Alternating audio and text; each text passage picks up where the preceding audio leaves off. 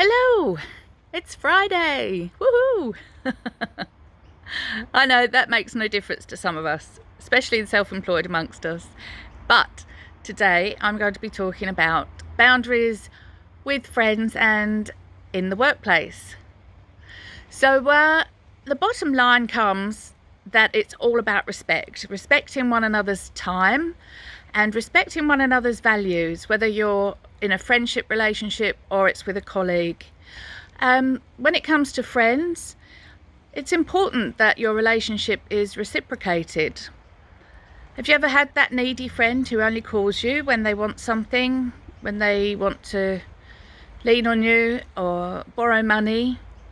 Yeah, it needs to be a reciprocation, a symbiosis, and a pleasure. So any of you have relationships with some people where you just feel really drained after spending time with them? Yeah, maybe time to tweak some boundaries and look a bit deeper into what it is exactly that's making you feel so drained. And yeah, we've all got that friend, haven't we, who likes to push an agenda, whether that's religious or political. Yeah, you're always going to be not quite okay until you're on their side of the fence. You know what I'm saying? You know the person I'm talking about. Yeah. Oh dear. Also, there's something to consider whether you are a people pleaser. What are you like in your relationships? Do you just nod and smile all the time and perhaps are not authentic to you? Have a little think on that one. And also, if you do have a friendship that is very draining, it's important to know when to actually close the book rather than just turn the page.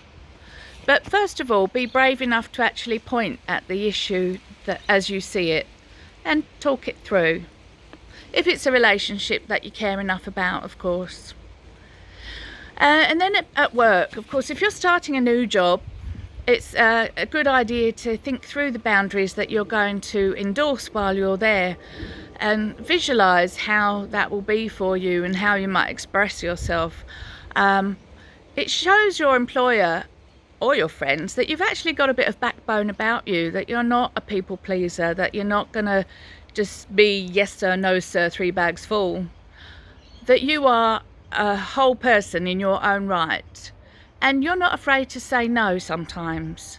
So have a think about where you stand with, discuss the hours that are expected from you and overtime, so that you're not going to feel guilty if you aren't the one staying back in the office like everybody else is. If you have outside interests, hobbies, or a family, make it very clear that spending time doing those things or with your family, that time is important to you. But of course, in the work environment, there is also the looming issue that speaking your authenticity may lead to you being demoted or fired if it doesn't go down too well, depending on what sort of a boss you have. But yeah, another thing to consider is whether you would share your mobile number. Would you date co-workers? Communicate the importance of these matters. And yeah, when boundaries are crossed, as they often will be, or sometimes will be, I can't say often, I don't know what your environment's like. Maybe rarely they'll be crossed, and that would be wonderful, wouldn't it? But make sure you discuss a crossed boundary at the earliest opportunity. Because if you give it too much time, too much water under the bridge, then things that happened can be forgotten or remembered slightly wrongly. And you don't want that to be the case. And you don't want any bitterness to grow, either in you or in them, if you've had maybe a bit of an altercation. So the bottom line with all boundaries, as we've realised this whole week, is respect yourself. Know what your values are and communicate. Whatever you're doing, at work or at play, enjoy your day. Cheesy! Until next time. Bye.